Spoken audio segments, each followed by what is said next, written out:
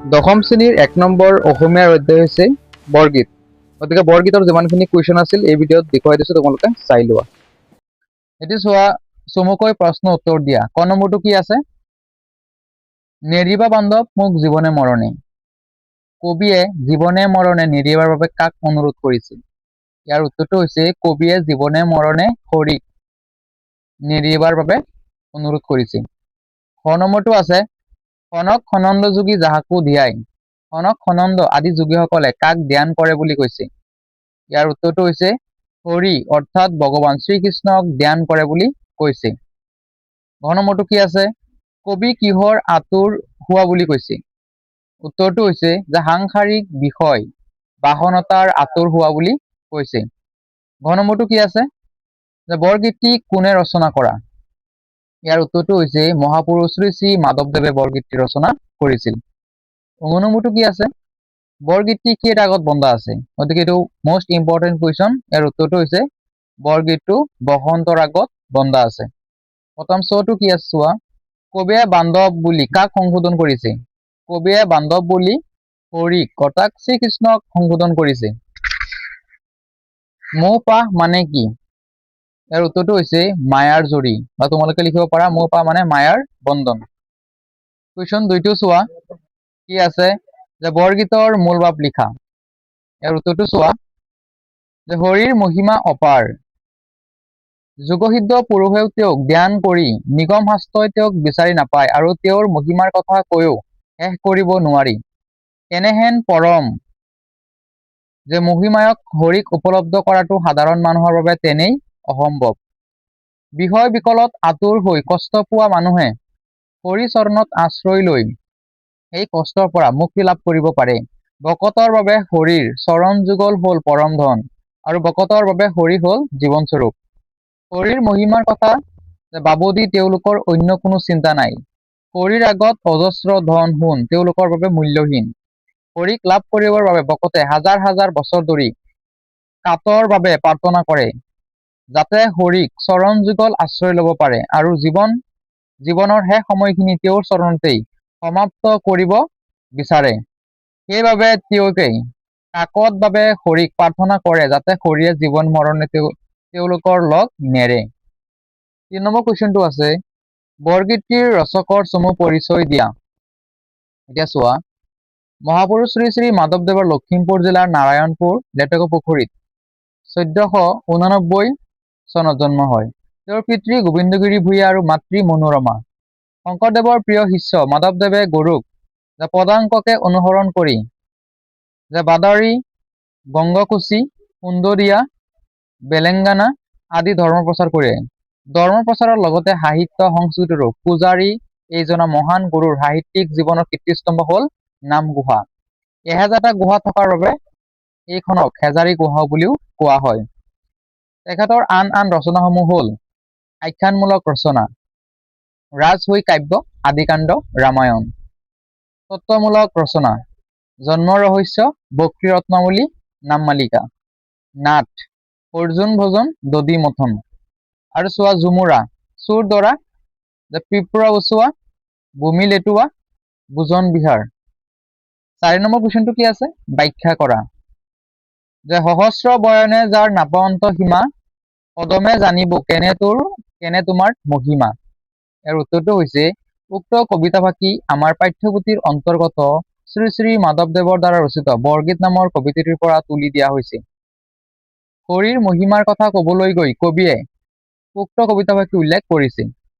এইখিনিত 2 মাৰ্ক আছে দেই, আৰু বাকী যিমান আছে তাত 2 মাৰ্ক, 4 মাৰ্ক থাকে। হৰিৰ মহিমা অপাৰ, তেওঁৰ অনন্ত মহিমাৰ কথা ব্ৰহ্ম আদি দেৱতাৰো অজ্ঞাত। যোগসিদ্ধ পুৰুষেও তেওঁক ধ্যান কৰি নিগম শাস্ত্ৰই তেওঁক বিচাৰি নাপায়, আৰু তেওঁৰ মহিমাৰ কথা কৈও শেষ কৰিব নোৱাৰে।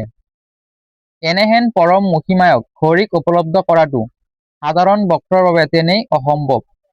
কিছু কিছু ভক্তই বছৰ বছৰ ধৰি হিমালয় পৰ্বত বৰফত পানীৰ তলত বছৰ বছৰ ধৰি ধ্যান কৰি থাকে হৰিৰ মহিমাক লাভ কৰিবলৈ, কিন্তু হৰিক সন্তুষ্ট কৰি তেওঁৰ মহিমাক লাভ কৰাটো সম্ভৱ নহয়। সেইবাবে ব্যক্ত কৰি মাধৱদেৱে কৈছে যে যিগৰাকী স্ৰষ্টাই অনন্ত ব্ৰহ্মাণ্ডৰ সৃষ্টি কৰিছে স্থিতি আৰু চিলয়ৰ গৰাকী। সেই গৰাকী ভগৱান অপৰিসীমা বা মহিমাৰ অন্ত নাই। ব্ৰহ্মা মহেশ্বৰ দেৱতাৰো অজ্ঞাত। হৰিৰ মহিমা মাধৱদেৱৰ দৰে সাধাৰণ ভক্তৰ বাবে বুজাটো তেনেই অসম্ভৱ। 6 নম্বৰটো কি আছে চোৱা। আদৰ বৈলহু হৰি বিষয় বিকলে কবিয় উদ্ধাৰমুখ চৰণ কমলে। ইয়াৰ উত্তৰটো হৈছে উক্ত কবিতাফাঁকি আমাৰ পাঠ্যপুথিৰ অন্তৰ্গত শ্ৰী শ্ৰী মাধৱদেৱৰ দ্বাৰা ৰচিত বৰগীত নামৰ কবিতাটিৰ পৰা তুলি দিয়া হৈছে। পাছত চোৱা কি লিখিছে। মায়ামোহত আবদ্ধ কবিয়ে মুক্ত বিচাৰি ভগৱানৰ চৰণত প্ৰাৰ্থনা জনোৱাৰ প্ৰসংগ উক্ত গীত ফাঁকি বা তোমালোকে লিখিব পাৰা কবিতা ফাঁকি উল্লেখ কৰিছে। পাছত কি আছে চোৱা। পৰম ব্ৰহ্ম পৰমেশ্বৰ নিম্নত নিকাৰ বা নিগুণ ব্ৰহ্মাই গুণ ৰূপে অৱতৰণ গ্ৰহণ কৰি জগতৰ তৰপৰ হেতু বিভিন্ন লীলা প্ৰকাশ কৰে।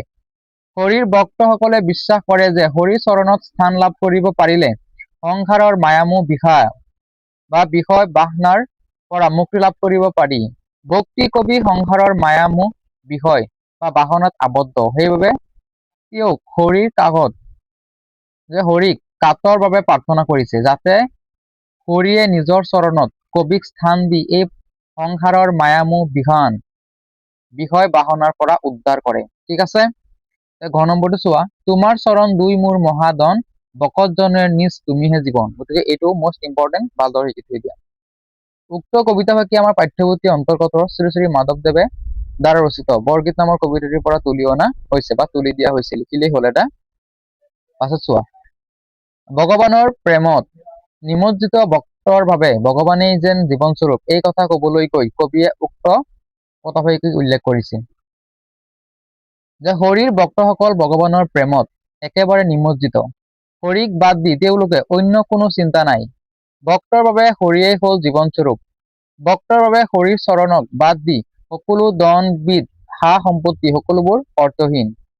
যে হৰিৰ দুই চৰণ কমল তেওঁলোকৰ বাবে জীৱনস্বৰূপ। প্ৰকৃত ভক্তই হৰিৰ প্ৰেমত এনেদৰে নিমজ্জিত হয় আৰু তাতকৈ শ্ৰেষ্ঠ ভাল আনন্দদায়ক কিবা থাকিব পাৰে বুলি তেওঁলোকে ভাবিবই নোৱাৰে। হৰিৰ চৰণ তেওঁলোকৰ বাবে অজস্ৰ ধন সম্পত্তিতকৈ অধিক মূল্যৱান আৰু সেই দুই চৰণত তেওঁলোকৰ জীৱনৰ প্ৰকৃত সুখ আনন্দ আৰু লুকাই থাকে। সেইবাবে ভক্তসকলে হৰিৰ প্ৰেমত আপোন পাহৰা হৈ তেওঁলোকেই জীৱনত প্ৰকৃত সম্পদ বুলি ধৰি লয়। ঠিক আছে। কুৱেশ্যন 5টো চোৱা। সনক সনন্দ যোগী যাহাকো ধিয়াই সকল নিগমে যাক বিচাৰি নাপায় তাৎপৰ্য বিচাৰ কৰা। ইয়াৰ উত্তৰটো হৈছে তোমাৰ চোৱা যে হৰিৰ চৰণ যুগল লাভ কৰাটো যে ইমান সহজ কাম নহয়, সেই কথা কবলৈ গৈ কবিয়ে উপৰোক্ত কথাফাঁকি উল্লেখ কৰিছে। হৰিৰ মহিমাৰ অপাৰ, তেওঁ পৰম ব্ৰহ্ম। তেওঁৰ মহিমাৰ কথা ব্ৰহ্ম আদি দেৱতাৰো অজ্ঞাত। সনক সনন্দ পুৰুষেও তেওঁক ধ্যান কৰি নিগম শাস্ত্ৰই তেওঁক বিচাৰি নাপায় আৰু তেওঁৰ মহিমাৰ কথা কৈও শেষ কৰিব নোৱাৰি। এনেহেন পৰম মহিমাই হৰিক উপলব্ধ কৰাটো সাধাৰণ ভক্তৰ বাবে তেনেই অসম্ভৱ। ভক্তসকলে হাজাৰ হাজাৰ বছৰ ধৰি কাতৰ বাবে হৰিক প্ৰাৰ্থনা কৰে, যাতে তেওঁ হৰিক চৰণ যুগল আশ্ৰয় লাভ কৰিব পাৰে। হৰিৰ ভক্তসকলে বিশ্বাস কৰে যে হৰিৰ চৰণ যুগল আশ্ৰয় লাভ কৰিব পাৰিলে সাংসাৰিক দুখ কষ্টৰ পৰা মুক্তি লাভ কৰিব পাৰি। হৰিৰ মহিমাৰ তত ধৰিব নোৱাৰি সনক সনন্দ যোগী সকলে হৰিক কাতৰ বাবে প্ৰাৰ্থনা কৰিছে, যাতে তেওঁ জীৱনে মৰণে কেতিয়াও ভক্তৰ লগ নেৰে। কুৱেশ্যন 6টো চাব পাৰিছা। বৰগীতৰ 4টা লক্ষণ বিষয়ে লিখা। গতিকে একচুৱেলি চোৱা, লক্ষণ কেইটা কিতাপত ধুনীয়াকে আছে, গতিকে তাৰ পৰা শিকি ল'বা। ইয়াৰ পৰা চোৱা উত্তৰ কেইটা যে বৰগীতসমূহ শাস্ত্ৰীয় ৰাগ তালযুক্ত গীত। 2 নম্বৰটো আছে বৰগীতৰ ভাষা ব্ৰজাৱলী। 3 নম্বৰটো কি আছে বৰগীতসমূহ ভক্তিমূলক তথা ঈশ্বৰৰ মাহাত্ম্য প্ৰকাশক। 4 নম্বৰটো কি আছে শংকৰ মাধৱে লিখা গীতসমূহকে বৰগীত বোলা হয়। এতিয়া চোৱা বৰগীত বাপ বিষয়ক। 1 নম্বৰটো কি আছে তলত দিয়া শব্দকেইটাৰ আধুনিক ৰূপ লিখা। নপাৱন্ত মানে কি হব নাপায়। পাছত আছে কেনে মানে কেনে ধৰে। বৈলহু মানে হল। তুমিহে মানে তুমিহে। ঠিক আছে। গতিকে বাকী কেইটা মই কৈ দিছো, তোমালোকে ধুনীয়াকে চাই লোৱা। পাছতো কি আছে জনেৰ মানে সকলৰ, পাছতো আছে কয়স মানে কয়। আৰু চোৱা 2 নম্বৰ কুৱেশ্যনটো চোৱা তোমালোকে যে ব্ৰজৱলী ভাষাৰ বৈশিষ্ট্যসমূহ উল্লেখ কৰা। চাব পাৰিছা? উত্তৰটো চোৱা। ব্ৰজৱলী ভাষা বৈশিষ্ট্যসমূহ হ'ল ব্ৰজৱলী ভাষাৰ মূল বেটি হ'ল মৈথিলী ভাষা। 2 নম্বৰটো আছে ব্ৰজৱলী হ'ল যে মধ্যযুগীয় বৈষ্ণৱ কবি সকলে ব্যৱহাৰ কৰা এক কৃত্ৰিম সাহিত্যিক ভাষা। 6 নম্বৰটো আছে ব্ৰজৱলী ভাষাটো শক্তিশালী হোৱাৰ উপৰিও শ্ৰুতি মধুৰ। গতিকে তোমালোকে ধুনীয়াকে ভিডিঅ'টো চাব পাৰিছা। গতিকে তোমালোকে পাৰিলে ভিডিঅ'টো শ্বেয়াৰ কৰিবা আৰু এই পাইঅলা ইউটিউব চেনেলটো ছাবস্ক্ৰাইব কৰা। আগন্তুক দিনত তোমালোকে বিভিন্ন ছাবজেক্টৰ নোটছবোৰ পাই থাকিবা। ঠিক আছে? গতিকে সকলোকে থেংক ইউ থাকিল ভিডিঅ'টো চোৱাৰ বাবে।